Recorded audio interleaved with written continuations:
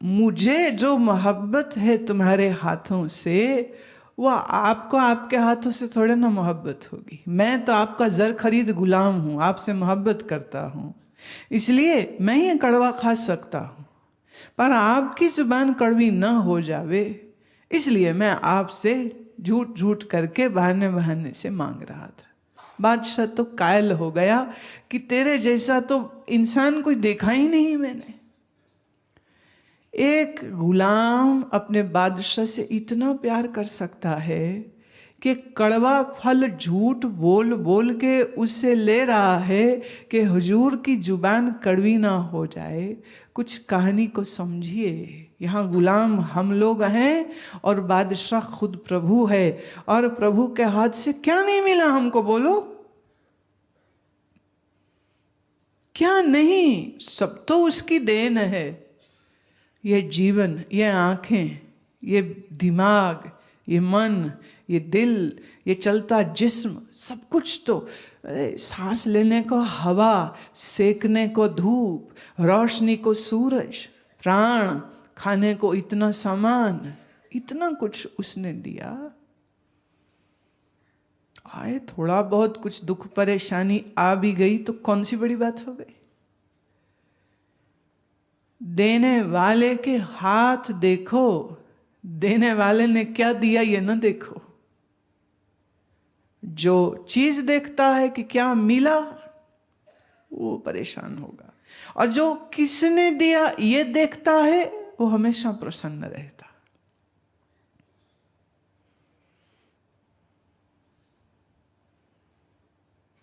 कष्ट, दुख, रोग ये बुरे नहीं होते, ये हमको और मजबूत करने आते। तो हाय हाय नहीं करनी चाहिए। दुख कष्ट आवे तो जानना ये हमको परिपक्व करने आए। It has come to give me the maturity and give me a chance to see who is my real friend. क्योंकि मुसीबत पड़ते ही नकली दोस्त सब भागने वाले, और तुम रहोगे अकेले, और अकेले रहोगे तभी तो प्रभु के मेले होंगे, तो उसमें बुरा क्या है। अभ्यास पक्का कीजिए, प्रार्थना सच्ची कीजिए, मन प्रभु के संग जुड़ा रहे, श्वास श्वास उसका ख्याल बना रहे। तुम क्या सोचते हो हमारे ऋषियों को अकल नहीं थी कि वो सूरज को प्रणाम कर रहे थे? जी नहीं, वो सूर्य को, सुबह उगते सूर्य को प्रणाम नहीं कर रहे थे, वो बहती नदी को प्रणाम नहीं कर रहे थे, वो निकले चांद या तारे को प्रणाम नहीं कर रहे थे, वो तो प्रभु को ही प्रणाम कर रहे थे। कौन आया सूरज बन के? ये तूने दिया मुझको, तो प्रभु तुझे प्रणाम। ये चांद आया तो ये भी तुम भेजते हो, प्रभु तुमको प्रणाम। कि सुंदर झरने नदी आबशार देखे तो किया प्रणाम, सुंदर फल फूल देखे तो खिलते फूलों को देख के भी वह रचनहार याद आया। तो पग पग में, पल पल में भक्त नतमस्तक होता है, प्रभु तुझे प्रणाम है, प्रभु तुझे प्रणाम। उसकी लीला दिखती है सब ओर, जन्म में भी और मृत्यु में भी। जब जन्म होता है तो कितना हैरानी करने वाली बात है, एक बूंद भर वीर्य से, एक आंख से भी दिखाई न देने वाले अंडकोश से, ओवम से एक पूरा 2-2.5 किलो का बच्चा पूरा तैयार हो जाता है। नहीं हैरानी की बात है? और कैसे वो बड़ा हो जाता है और कैसे वो दौड़ता है और काम करता है, क्या ये आश्चर्य नहीं है?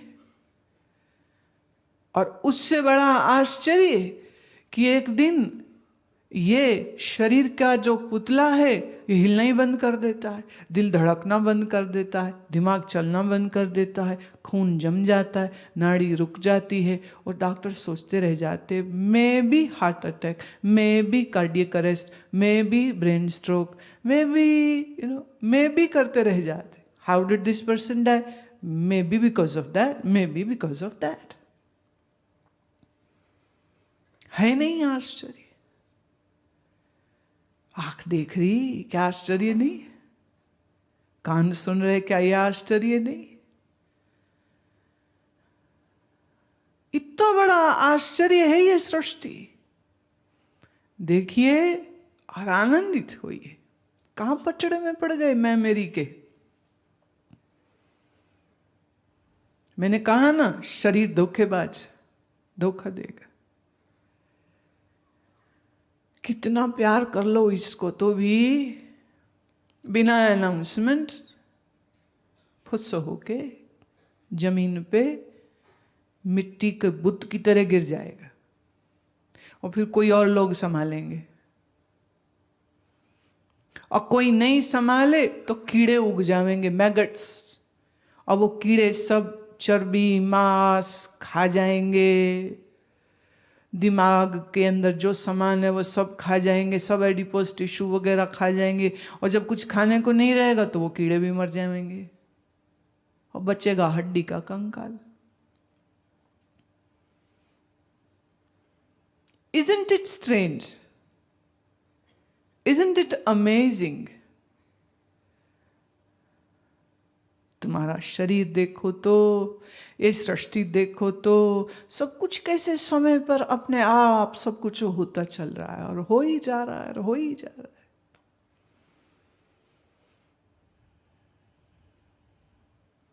तुम्हारी चिंता सिर्फ इतनी होनी चाहिए, एक, तुम्हारा अभ्यास न छूटे, दो, संसार को सच नहीं मैं मानने वाला। ये बड़ा सच्चा होके दिखता है तो भी मैं इसके धोखे में नहीं आने वाला। ये बदलने वाली एंटिटी है। This is a changeable entity. और हमारा फोकस, हमारा अभ्यास रहे। You are then set, you are very well set then. कुछ प्रश्न ले लूं। अचेतन मन को हम बेहोशी की अवस्था कहेंगे। उसमें फिर संस्कार कैसे इकट्ठे होते हैं? क्या हम अपने जीवन में जागृत अवस्था अचेतन मन के कण कैसे करते हैं? गुरिंदर, अचेतन मन को हम बेहोशी की अवस्था नहीं कह सकते हैं। अचेतन मन वो है जिसको कॉन्शियस माइंड, आपका चेतन मन डायरेक्टली नहीं जान सकता। जैसे इस समय ये कैमरा ऑन है, अब इसमें कोई टेप नहीं है, ये हार्ड डिस्क में रिकॉर्ड हो रहा है, और हार्ड डिस्क जितनी बड़ी होगी उतना वो ज़्यादा स्पेस है तो उतनी ज़्यादा रिकॉर्डिंग कर सकते। अब कैमरा ऑन है, अब क्या हो रहा है? जो कुछ इसके लेंस के सामने आ रहा है, जो कुछ इसके माइक के सामने आ रहा है, वो हर आवाज़, वो हर दृश्य, इमेज को हार्ड डिस्क अपने में स्टोर करते जा रहे हैं। ऑटोमेटिकली हो रहा है। आपका अच्छा, ये जो हार्ड डिस्क है इसको हम फिर किसी बड़ी डिस्क में मान लीजिए ट्रांसफर कर दें, मैंने फर्दर एक डिस्क के आगे हम एक और डिस्क लगा दें, तो कैमरा का लेंस और कैमरा का जो रिकॉर्डिंग सिस्टम है वो हो गया कॉन्शियस माइंड, जो वो डिस्क में जा रहा है वो हो गया सबकॉन्शियस माइंड, और वो जो ट्रांसफर आगे फिर हैवी बिग डिस्क में हो रहा है हम उसको अनकॉन्शियस माइंड कह सकते। अनकॉन्शियस माइंड डजंट मीन कि बेहोशी है। अनकॉन्शियस माइंड हम इसलिए कह रहे हैं कि जैसे आपने अपनी पीठ कभी नहीं देखी, शीशे में अगर खड़े होके देखी भी है तो वो शीशे में जो तुमको दिखी वो रिफ्लेक्टेड इमेज आई।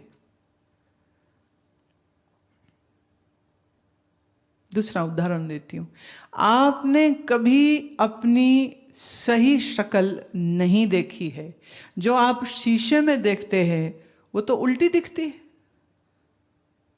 इतना समझते हैं? Right is left and left is right. आपने अपनी शक्ल खुद कभी नहीं देखी। अच्छा, आपने नजरों से नजारे तो देखे हैं, पर आपने खुद अपनी नजर को कभी नहीं देखा।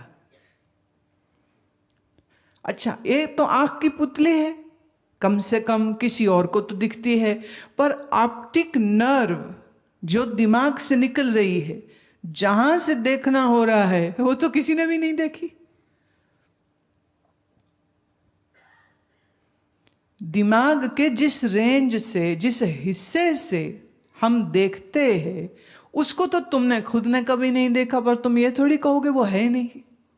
ऑप्टिक नर्व भी है, ऑसिपिटल एरिया भी है, हमारी ऑडिटरी नर्व्स कान को सुनने की जो शक्ति देता है, जो नर्व जो सिग्नल ब्रेन को पहुंचाता है, आपने वो ऑप्टिक नर्व, ऑडिटरी चैनल, सुनने का जो ऑडिटरी नर्व है, वो तो कभी नहीं देखी है। और वो दिमाग के जिस हिस्से में जाके जुड़ती है, आपने वो भी कभी नहीं देखा है। लेकिन आप ये तो फिर भी कहते हो ना, मैं सुन रहा हूं, सुनने में थोड़ी कोई दिक्कत हो रही। लेकिन फिर कहूं, जो कुछ सुन रहे हो, जो कुछ देख रहे हो, वो सब तुम्हारे अचेतन मन में जाता है, और जब ज्यादा समय तक वहां इस्तेमाल ना होता हो, तो वो ऑटोमेटिकली मन की गहरी परत में चला जाता है। आप थोड़ा ऐसे समझिए, कोई आदमी ऐसे घर में रह रहा हो कि 2 फ्लोर है, ग्राउंड एंड फर्स्ट, और नीचे है बेसमेंट। वो रहता है फर्स्ट फ्लोर में। फर्स्ट फ्लोर हो गया कॉन्शियस माइंड। अब नीचे चूंकि इस्तेमाल नहीं करते, तो जो चीज़ इस्तेमाल नहीं करते, वो सब फर्नीचर, वो सब चीज़ें, वो फाइलें, अखबारें, किताबें, कपड़े, वो सब ग्राउंड में रख दिया। और जो बिल्कुल ही यूज नहीं होना, उसको सब नीचे बेसमेंट में डाल दिया। अब बेसमेंट में पड़े पड़े सामान ऊपर रहने वाला खुद ही भूल गया क्या क्या रखा हुआ है, और फिर उसमें वर्षों कभी जाए ही नहीं। और पुश्तैनी घर है, परदादा रहता था, अब परदादा ने भी वही कुछ सामान रखा है, दादे ने भी वही रखा है, बाप ने भी वही रखा है, इसने भी वही रखा है, बस रखते जा रहे हैं, भूल ही गया क्या क्या है वहां पड़ा।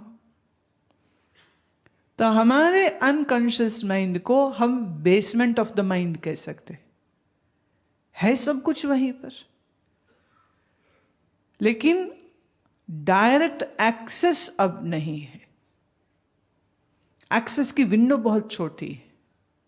और अपने अनकॉन्शियस माइंड पर सच तो यह है कि आप एक्सेस नहीं करें तो अच्छा है, क्योंकि वहां जो कुछ पड़ा है वो बहुत सुंदर नहीं होगा, वो बहुत सब कुछ सुंदर नहीं होगा, बहुत तकलीफदेह हो सकता। इससे एक मिलता जुलता प्रश्न है, मैं वो भी ले रही हूं।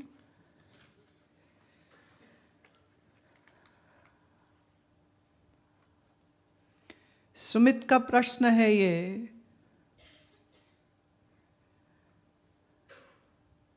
you have talked about 3 levels of mind. The unconscious and the subconscious greatly influences the conscious mind. In fact, they are responsible for our personality. In what form are these minds present in our body? Are they related to Manomaya Kosha? If so, then in what manner? पहली बात, they are not minds. It is just partition which I am hypothetically creating to make you understand. ऐसा नहीं कि जैसे आपके 2 हाथ हैं तो ऐसे अंदर कोई 2 या 3 मन है, कि एक अचेतन है, एक अवचेतन है और एक चेतन मन नहीं, इस तरह नहीं। हम जैसे आपके शरीर के अंगों को बाँ, हाथ, सिर, चेहरा तो बाहर देख सकते हैं, लेकिन आपके फेफड़े, पैनक्रियास, गॉल ब्लैडर को तो आप नहीं देख सकते हैं। और फिर वो किस शक्ति से चल रहे हैं उसको तो आंखों से बिल्कुल ही देखा नहीं जा सकता है। तो ऐसे चेतन मन, अवचेतन मन और अचेतन मन, ये 3 मन नहीं है, ये एक ही है, लेकिन उसकी टोटल फंक्शनैलिटी को समझाने के लिए ये 3 लेवल्स की हम बात करते हैं। मन को संभालना और संसार से नाता तोड़ना क्या मुमकिन है? अगर है तो क्या जरूरी है कि संसार से नाता ही ना तोड़ लिया जाए, ताकि हमें कुछ संचालित करने की जरूरत ही ना रह जाए? या कि हम स्वयं का संचालन करते ही रहें। ये देखो, डगमग डगमग डगमग।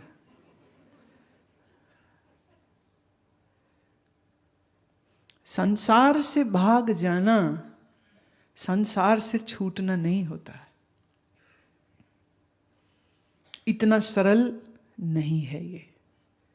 संसार में रहना और संसार की आसक्ति जरा ना हो, ये छूट गया संसार। भागना कोई बड़ी बात नहीं। देखिए महात्मा जो तुम्हें देखिए, सच्चे महात्मा और गड़बड़ महात्मा दोनों किस्म के होते। ऐसी बहुत बड़ी प्रतिशत है उनकी जो डर से भाग गए, ये भी सच है। पर फिर बहुत से ऐसे हैं कि ध्यान अभ्यास करते करते करते करते मन इतना अंतर्मुख और शांत हो गया है कि अब दुनिया का व्यवहार होता नहीं है, होता नहीं है। तो फिर उसने अपने आप को अलग कर दिया। मन इतना जुड़ गया, अब बोलने को जी नहीं होता, तो अलग हो गए। डरे नहीं है दुनिया से, भागे नहीं है दुनिया से, ठीक उसी दुनिया में है, लेकिन अपनी इंटरैक्शन जो है उसको लिमिट कर दिया। अब आप घर गृहस्थी वाले हैं, घर में कोई रिश्तेदार आ गया, कोई मेहमान आ गया, और आपका समय था वो ध्यान का। अब आप क्या करोगे? नॉर्मली तो ये होगा ध्यान छोड़ दोगे, रिश्तेदार के साथ बैठ जाओगे। लेकिन अगर कोई सच्चा है तो वो कहेगा कि कृपया क्षमा कीजिए, मैं आपको घंटे डेढ़ बाद मिलता हूं, कुछ करना है। जरूरी नहीं कि अनाउंस करते रहो कि मैंने क्या करना है। अब वो जाए, अपनी साधना करे और फिर आए और उनसे बतिया ले, बातचीत कर ले, नो प्रॉब्लम। लेकिन एक स्थिति कभी कभी ऐसी आ जाती है कि मैं बैठूं और उसमें भी हिसाब लगाऊं कि घंटे में उठ जाना है। ये भी कोई बैठना हुआ?